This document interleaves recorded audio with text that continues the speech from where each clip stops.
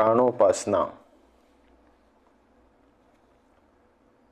शरीर व मन की शुद्धि के लिए भोजन का सात्विक होना आवश्यक है। अतः अभ्यासी को दृढ़ निश्चय करके भोजन की शुद्धि सुनिश्चित करनी है।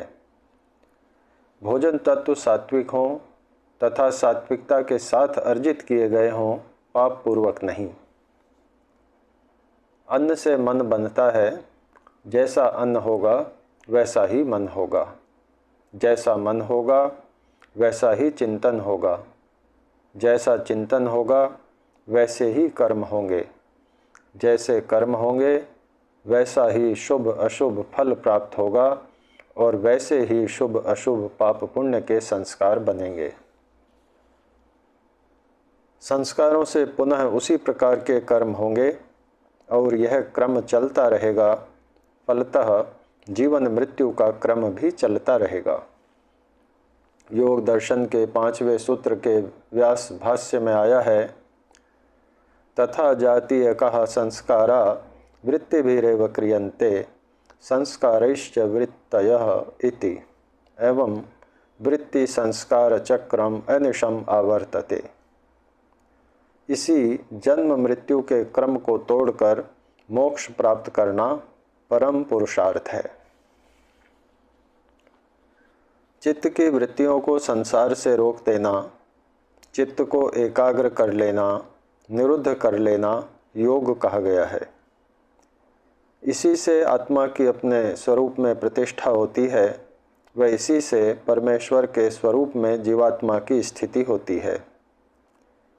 इसलिए अभ्यासी को चाहिए कि वर्तमान में अपनी वृत्तियों को सांसारिकता से रोके, निरंतर रोकने का अभ्यास करे, ज्ञान वैराग्य प्राप्त करे, सत्य से मन को शुद्ध करे, ज्ञान से बुद्धि को शुद्ध करे, जिससे वर्तमान कर्मों से बने संस्कार पुनः सांसारिक वृत्ति न उठाएं। एक अन्य महत्वपूर्ण कार्य अभ्यासी को करना है, वह है पूर्व संस्कारों का क्षय। सांसारिकता का जो भी कर्म होता है उसका कारण अविद्या, अस्मिता, राग, द्वेष, अभिनिवेश, ये 5 क्लेश हैं। क्लेश को विपर्य मिथ्या ज्ञान भी कहा जाता है। क्लेशों के कारण ही काम, लोभ, मोह व क्रोध वृत्तियां अशुद्धि उत्पन्न होती हैं, जिससे जीवात्मा पाप पुण्य कर्मों को करता है। क्लेशावनद्धः कर्माशयो विपाक प्ररोही भवति। अविद्या आदि क्लेशों से युक्त कर्माशय कर्म फल को दिलवाने वाला होता है। योग दर्शन के 2-12 सूत्र के व्यास भाष्य में तत्र पुण्यापुण्य कर्माशयः काम लोभ मोह क्रोध प्रभवः अनुसार जो पाप पुण्य रूप कर्माशय है वह काम लोभ मोह व क्रोध से उत्पन्न होता है और ये चित्त के मल अविद्या से उत्पन्न होते हैं। आचार्य राजवीर जी शास्त्री के शब्दों में अविद्या के संस्कारों के कारण संयोग होने से पुरुष भोगासक्त हो जाता है और विद्या यथार्थ ज्ञान के द्वारा संस्कारों को फलोन्मुख करने में असमर्थ करके अपवर्ग का अधिकारी बन जाता है। प्राणायाम का फल वर्णन करने वाले योग दर्शन के सूत्र ततः क्षीयते प्रकाशावरणम का भाषार्थ करते हुए महर्षि दयानंद जी महाराज ऋग्वेदादि भाष्य भूमिका में लिखते हैं, ततः इस प्रकार प्राणायाम पूर्वक उपासना करने से आत्मा के ज्ञान का आवरण अर्थात ढांपने वाला जो अज्ञान है वह नित्य प्रति नष्ट होता जाता है और ज्ञान का प्रकाश धीरे धीरे बढ़ता जाता है। महर्षि व्यास लिखते हैं, प्राणायाम अभ्यस्यतो अस्य योगिनः क्षीयते विवेक ज्ञानावरणीयम कर्म। अर्थात प्राणायाम का अभ्यास करने से विवेक ज्ञान का आवरण रूप जो कर्म है वह नष्ट हो जाता है। सत्यार्थ प्रकाश में महर्षि लिखते हैं, जब मनुष्य प्राणायाम करता है तब प्रतिक्षण उत्तरोत्तर काल में अशुद्धि का नाश और ज्ञान का प्रकाश बढ़ता जाता है। जब तक कि मुक्ति न हो तब तक उसके आत्मा का ज्ञान बढ़ता जाता है। व्यास भाष्य में आया है, तपो न परम प्राणायामात् ततो विशुद्धिर्मलानां दीप्तिश्च ज्ञानश्च। प्राणायाम से अधिक कोई तप नहीं है, उससे मलों की विशुद्धि और ज्ञान का प्रकाश होता है। योग के बहिरंग साधनों यम, नियम, आसन, प्राणायाम, प्रत्याहार, इनका एक ही उद्देश्य है कि अभ्यासी की धारणा सिद्ध हो जावे, क्योंकि जहाँ धारणा लगेगी वहीं ध्यान लगेगा तथा वहीं समाधि लगेगी तथा तीनों के फल संयम की भी उपलब्धि होगी। समाधि अवस्था तक पहुँचने के लिए धारणा का अभ्यास होना आवश्यक है। किसी एक स्थान पर अल्पकाल के लिए मन एकाग्र होना धारणा है। धारणा की निरंतरता बने रहना ध्यान है तथा ध्यान में धाता ध्यान ध्येय की एकरूपता हो जाना समाधि है। प्राणायाम के फल संबंधी सूत्र धारणा सूच योग्यता मनसः अनुसार प्राणायाम का अभ्यास करने से अभ्यासी के मन में धारणा की योग्यता आती है। प्राणायाम करने से धारणा करने में मन की योग्यता क्षमता हो जाती है। इसलिए योग के धारणादि अंगों के अनुष्ठान करने में प्राणायाम मुख्य आधार है। आचार्य राजवीर शास्त्री। भोजवृत्ति अनुसार धारणा वक्षमाण लक्षणास्तासु प्राणायामैः क्षीणदोष मनो यत्र यत्र धार्यते तत्र तत्र स्थिरी भवति न विक्षेपम भजते। प्राणायामों से दोषों के नष्ट होने पर धारणा में मन जहाँ जहाँ लगाया जाता है वहाँ वहाँ एकाग्र होता है, विक्षेप को प्राप्त नहीं होता। अशुद्धि का नाश होकर ज्ञान का प्रकाश बढ़ना तथा धारणा में मन की योग्यता होना प्राणायाम का फल बताया गया है। अतः अभ्यासी को निरंतरता से सत्कार पूर्वक प्राणायाम का अभ्यास विधि पूर्वक करना चाहिए तथा क्रमशः करना चाहिए। इससे अल्पकाल में ही अभ्यासी को इच्छित लाभ स्वयं ही दिखाई देगा। लाभ दिखने से योग में श्रद्धा बढ़ेगी, जिससे आगे का मार्ग भी सरल होगा। आसन की सिद्धि के लिए जब अनंत समापत्ति का अभ्यास किया जाता है तो प्रारंभ में उससे पूर्व शरीर की स्थिरता पर समुचित ध्यान नहीं दिया जाता, जिससे अनंत समापत्ति में सुगमता नहीं हो पाती। अतः समुचित आसन में बैठकर प्रयत्न शैथिल्य का अभ्यास किया जाना पहली जरूरत है। इसमें एक अभ्यास यह भी किया जा सकता है, आसन में बैठकर पैर से लेकर सिर पर्यंत ऊपर की ओर मन को चलावें, फिर दूसरे पैर से सिर तक मन को लावें, फिर पूरे शरीर में नीचे से ऊपर की ओर मन को विचरण करावें। इससे शरीर के अंग शिथिल हो जाएंगे तथा शिथिलता होने से स्थिर भी होंगे। यह कुछ कुछ वैसी स्थिति होगी जैसी शवासन में हो जाती है। इस समय शिथिलता व स्थिरता होने से नींद सी आ सकती है। यह नहीं होने देना, यह तमोगुण का लक्षण है। सात्विक स्थिति, ज्ञान की स्थिति बनाए रखनी है तथा इस स्थिति के तुरंत बाद अनंत समापत्ति में मन को सामने की दिशा में अनंत तक फैला देना है, प्रेषित करना है।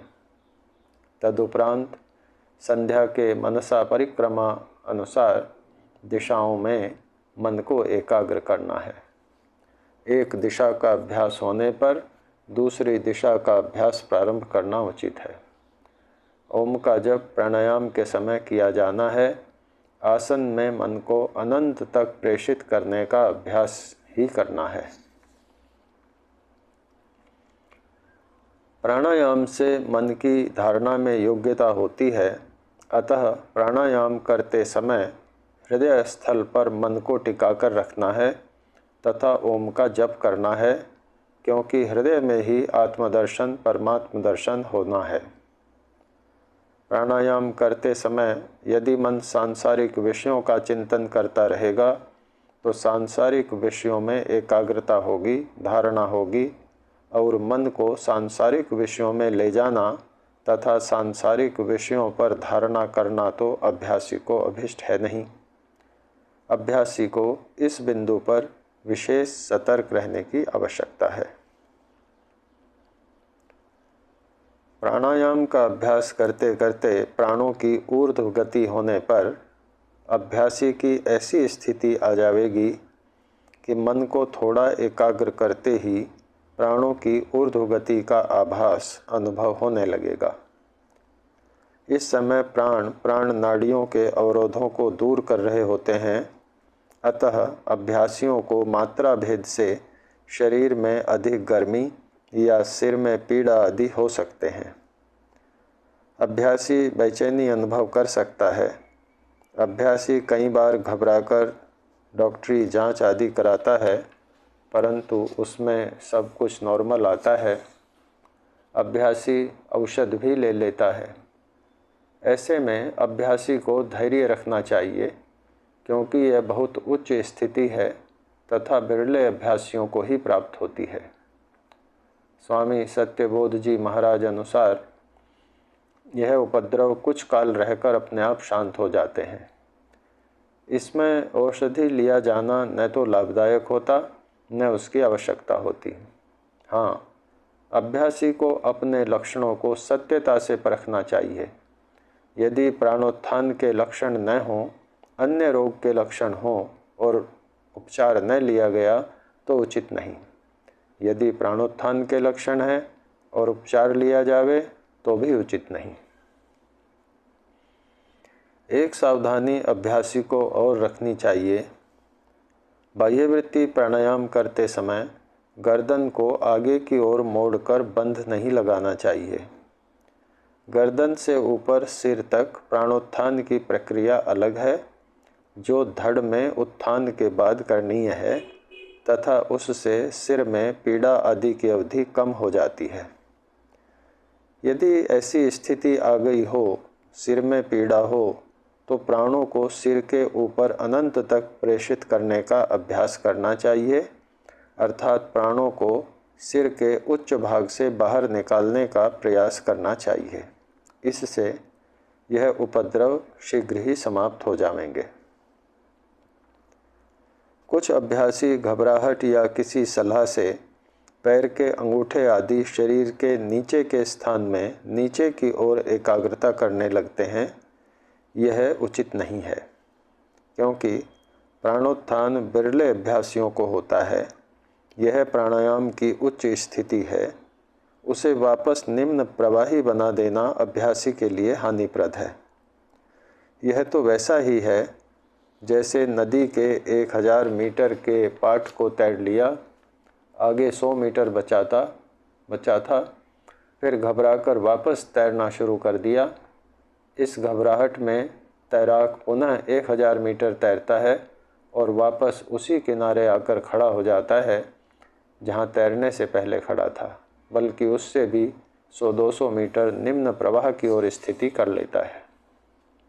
अभ्यासीगण, आप भाग्य वाले हैं। आपने साधना का मार्ग चुना है। आपने सत्यकाम की तरह सांसारिक सुखों के त्याग का मार्ग चुना है। आपने प्रेय मार्ग की वास्तविकता को समझकर श्रेय मार्ग का ग्रहण किया है। शास्त्रों अनुसार यही सही रास्ता है। यही रास्ता वर्ग तक ले जाता है। इसी से दुखों की आत्यंतिक निवृत्ति होती है।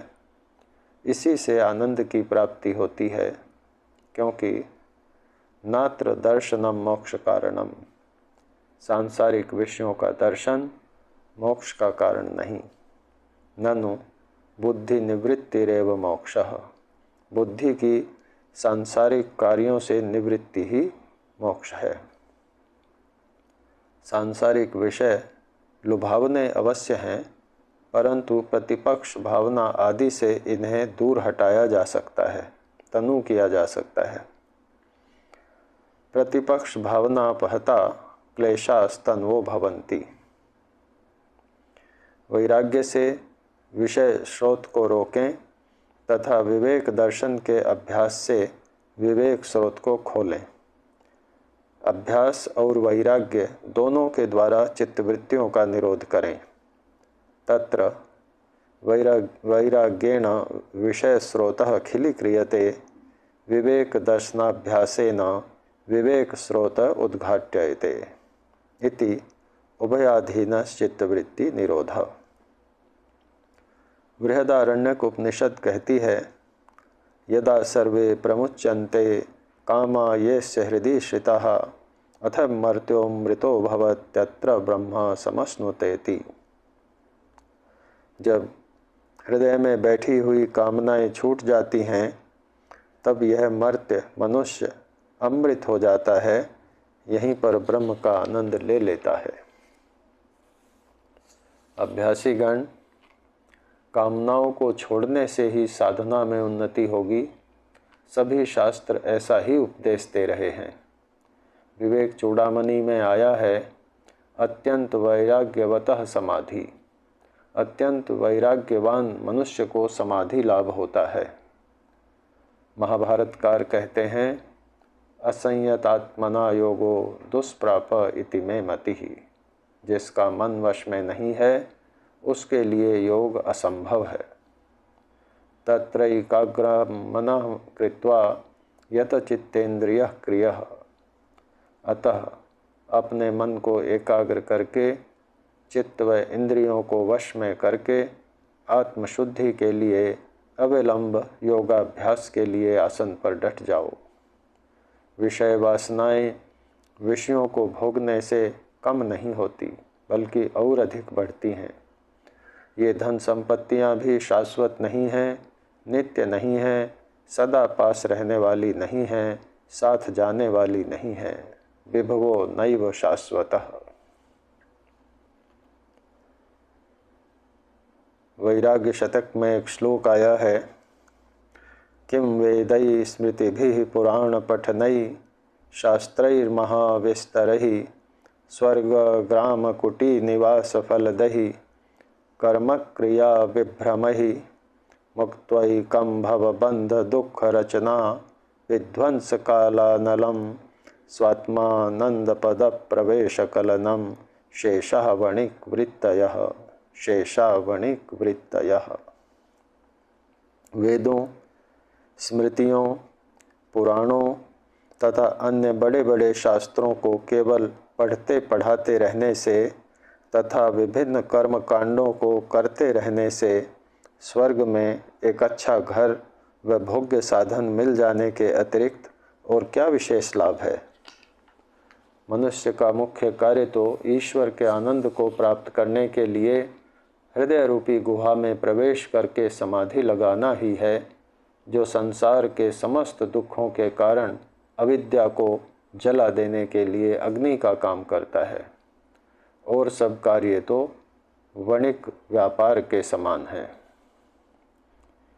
अभ्यासीगण, श्रद्धा से साधना में जुट जाओ, क्योंकि समय कम है तथा मृत्यु प्रतीक्षा नहीं करती। न प्रतीक्षते मृत्युः कृतमस्य वा न कृतम्। तपेंद्र, जनवरी 2018।